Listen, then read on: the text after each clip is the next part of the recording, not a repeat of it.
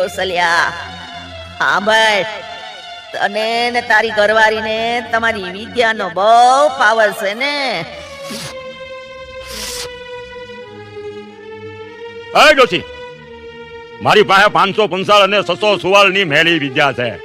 ભાઈ, મારી પાસે વિદ્યા છે ને, હે? એટલી વિદ્યા કોઈ પાસે નથી. હે ડોશી, તું ક્યાંથી આવીશો?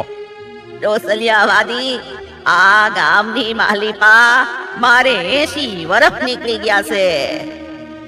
હા ભાઈ, આ ગામના ફરતા પરગણામાં તારી હાક ડાક વાગે છે, પણ આજે તને વટી જાય એવો એક વિદ્યાગ્રહ માણસ આપણા ગામમાં આવ્યો છે. એમ છે ત્યારે એટલે હમણાં જો એ છે ને, જો એ લે તો પીડું ને છે. હે ડોશી, જોઈ લે મારી વિદ્યાનો પાવર. અને તું એમ કહેશો કે મને ડોહલિયાને વટી જાય એવો વિદ્યાગ્રહ ગામમાં એવો કોણ આવ્યો છે? એ ધોળકા તાબાનું શિયાળા ગામ છે. ત્યાંથી કાનિયો જોગી એની મેલડી દેવનો પૂજાપો લેવા આવ્યો છે. એને એકવાર તારી પાસે અહીંયા બોલાય.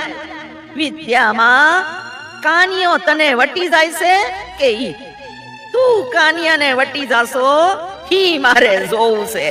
વિરમ ગામની બજારમાંથી કાનિયા જોગીને બોલાવીને અહીંયા લઈ આવો.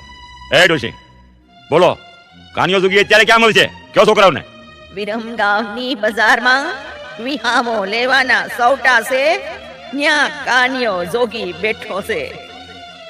વિખરાઈ ગયેલા માથાના વાળ હશે, ખંભા ઉપર ભગવું લુગડું હશે, પડખે પૂજાપાનો બચકો પડ્યો હશે. ઈ જ કાનિયો જોગી અત્યારે એની માતાનો પૂજાપો લેવા આવ્યો છે. આ છોકરાઓને ન્યા સૌટામાં મોકલો, ન્યા કાનિયો જોગી મળી જાય. બરોબર છે, લાવો છોકરાઓ, તમે કાનિયા જોગીને બોલાવીને જલ્દી લાવો, મારે એની વિદ્યા જોવી છે. એ હાલો હાલો, કાનિયા જોગીને લેવા. હાલો હાલો, આજે તો મજા પડી જવાની છે. હાલો હાલો. એલા ભાઈઓ, આમાં કાનિયો જોગી કોણ છે? મારું નામ કાનિયો જોગી છે. બોલો દીકરા, શું કામ છે? એ આ ગામની પાછળ વિધાયકના વડલા હેઠે અમારા વાદીના ડંગા પડ્યા છે.